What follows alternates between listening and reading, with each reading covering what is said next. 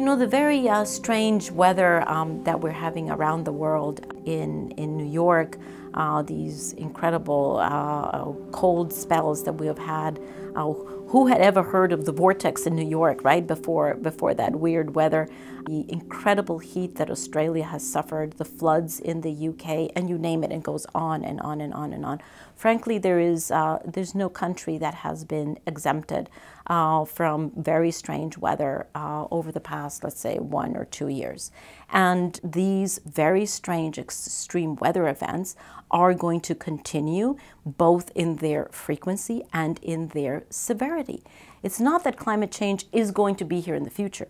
We are experiencing climate change, and we are already faced with severe impacts both on the economy as well as on human beings, and we can no longer afford not to take very, very clear action.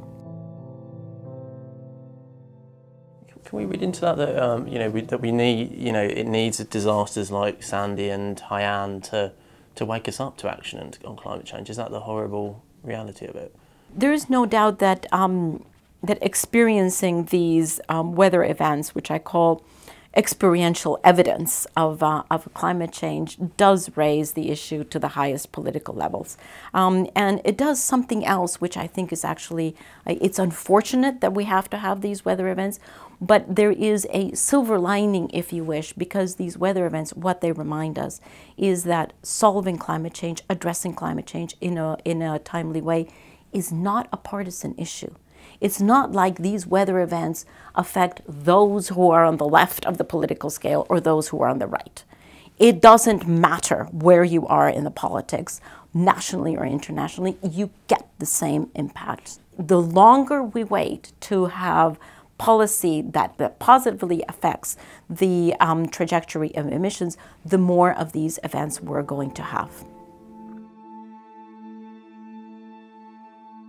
We need to understand that we are here in a transformation, the likes of which we have never seen.